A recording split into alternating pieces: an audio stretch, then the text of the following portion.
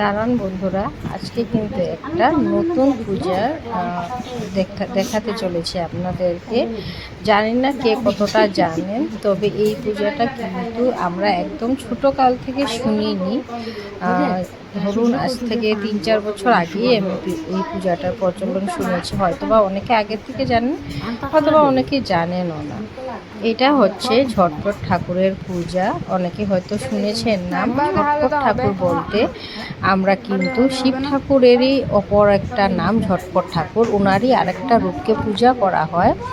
তো এই পূজার বিধি খুব সিম্পল, সেটা আপনাদেরকে আমি বলবো। যারা হয়তো জানেন না সেটা হয়তো আজকে দেখে বুঝে যাবেন। এই পূজাটা কিন্তু একটু অন্যরকম হয়। এই পূজাটা দিনে হয় না, রাত্রে হয় না, ঠিক সন্ধ্যার আখ্যানটাতে পূজাটা হয়।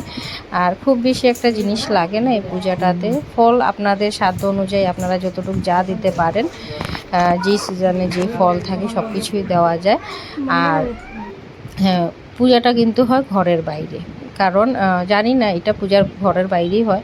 তবে ভেবেছিলাম তুলসী তলাতে পূজাটা দিব, কিন্তু বৃষ্টি পড়ে গেছিলো, তাই ঘরের পিছন দিকে একটা জায়গা ছিল যেখানে ছাদের মতো অল্প ছিল। তবে ঘরের ভিতরে আপনারা কিন্তু পূজা করবেন না, আলাদাভাবে বারান্দা টান্দাতে আপনারা চাইলে পরিষ্কার করে জায়গাটা করতে পারেন।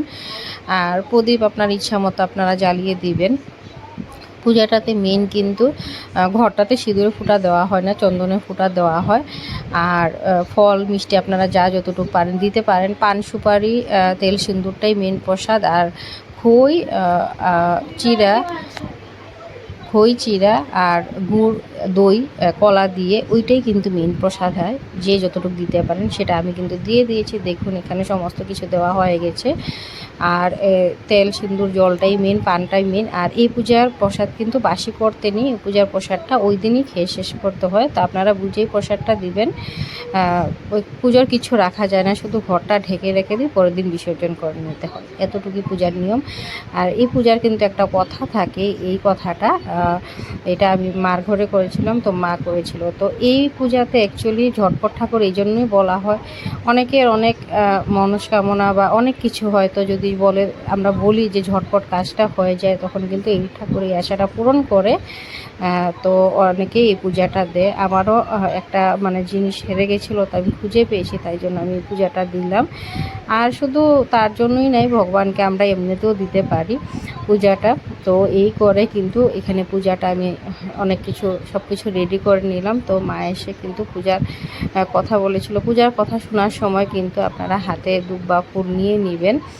তো আজকে এই জন্যই কথাটা বললাম, ভোগটা ঢেকে রেখে দিবেন ঠাকুরের সামনে, কাশি ঘণ্টা বাজিয়ে আপনারা পূজাটা করবেন। তো বন্ধুরা, যদি ভিডিওটা ভালো লাগে লাইক শেয়ার করতে ভুলবেন না, কমেন্ট করতে ভুলবেন না।